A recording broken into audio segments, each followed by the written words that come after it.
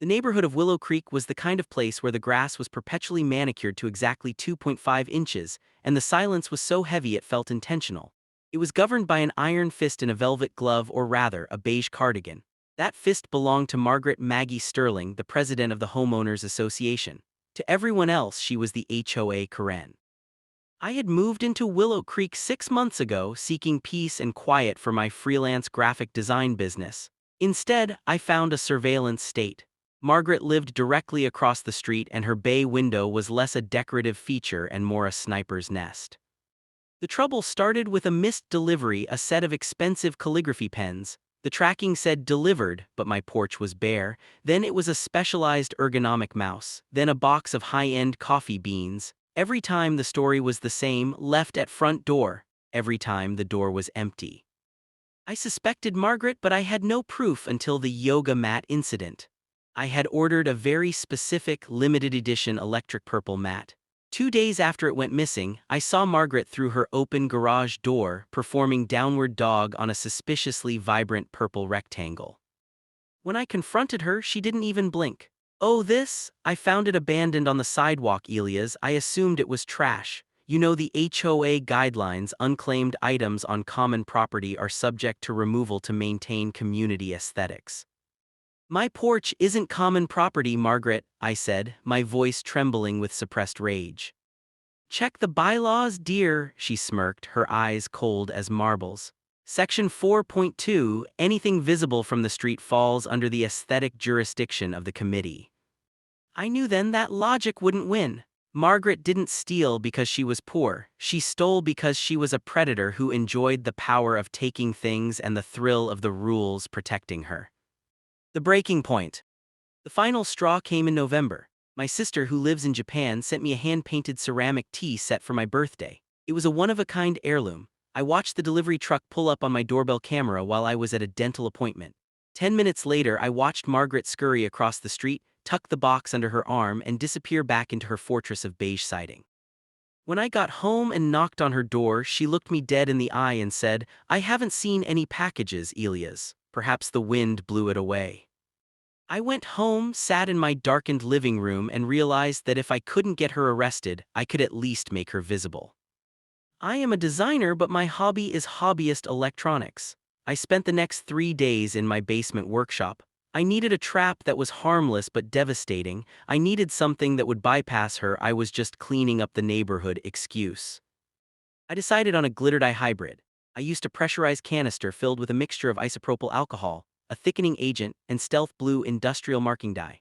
This stuff is used to mark thieves in retail environments. It reacts with the oils in human skin and becomes nearly impossible to scrub off for at least 2 weeks. To add insult to injury, I mixed in 5 ounces of the finest, most microscopic holographic silver glitter known to man. I built the mechanism into a standard-looking shipping box from a popular online retailer. The trigger was simple: a magnetic reed switch attached to the lid. When the flaps were opened, a small servo motor would depress the nozzle of the pressurized canister. The bait is set. On Thursday morning, I placed the package on my porch. I had even printed a fake shipping label addressed to E. Thompson.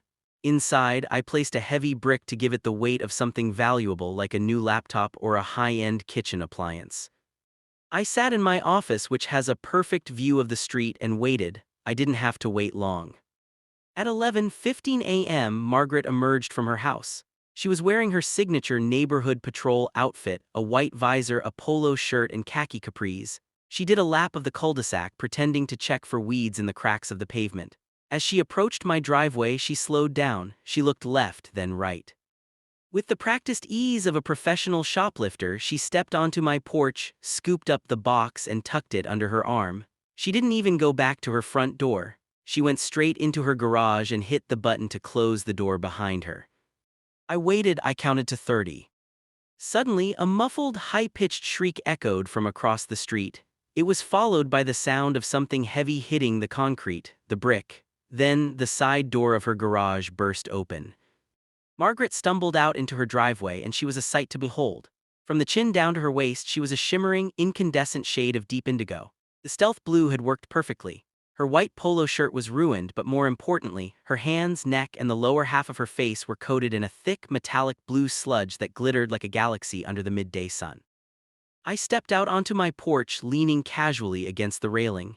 "Everything okay, Margaret?" Sounded like a bit of a mess over there. She turned to me, her eyes wide with a mixture of shock and pure, unadulterated venom. She looked like a Smurf that had been dipped in a disco ball. "You," she screamed, her voice cracking. "You did this. This is assault. I'll have you evicted. I'll call the police." "Call them," I said, pulling out my phone and hitting play on my saved doorbell footage from the last 3 months. "I'd love to show them the footage of you cleaning up my sister's tea set. And I'm sure they'll be interested to know why you were opening a package addressed to me in your closed garage." She tried to wipe her face with her arm, but the dye was already setting. The more she rubbed, the more the silver glitter smeared, creating a holographic sheen that made her look like a low-budget sci-fi villain. The fallout. The police did come, but not because I called them. Margaret called them, claiming I had booby-trapped a bomb.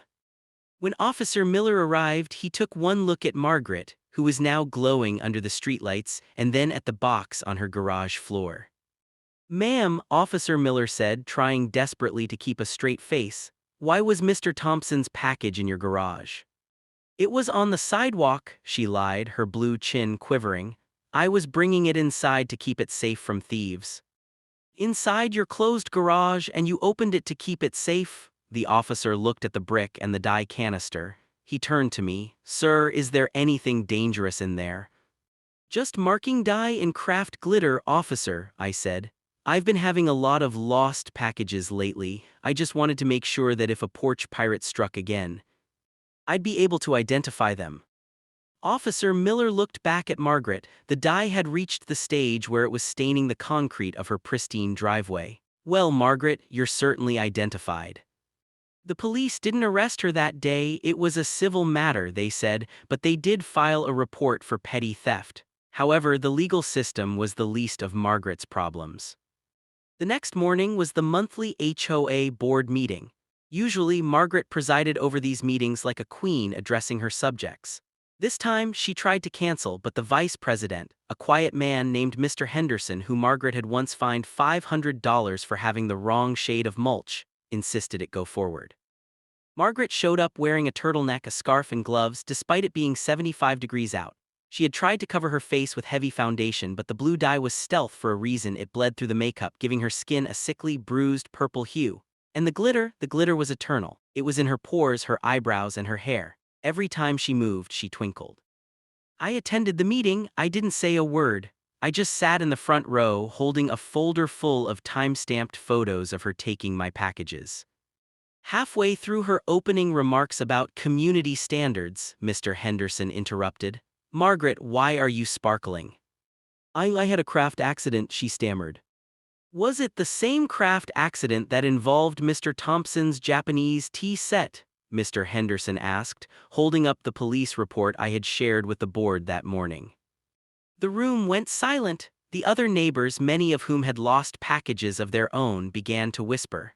The whispers turned into a dull roar of accusations. "You took my grandson's birthday gift," someone shouted. "You fined me for my hedges while you were stealing from my porch," another yelled. Margaret's composure shattered. She stood up, her face turning a deep, bruised purple as the blood rushed to her dyed skin. "I was protecting this neighborhood. You people have no respect for the rules. Without me, this place would be a slum." She stormed out of the community center, her holographic neck shimmering under the fluorescent lights. The resolution. Margaret resigned from the HOA board 3 days later. It turns out it's hard to enforce aesthetic standards when you look like a character from Avatar who got into a fight with a Michael's craft store. She retreated into her house, only emerging late at night to get the mail. The stealth blue lived up to its name.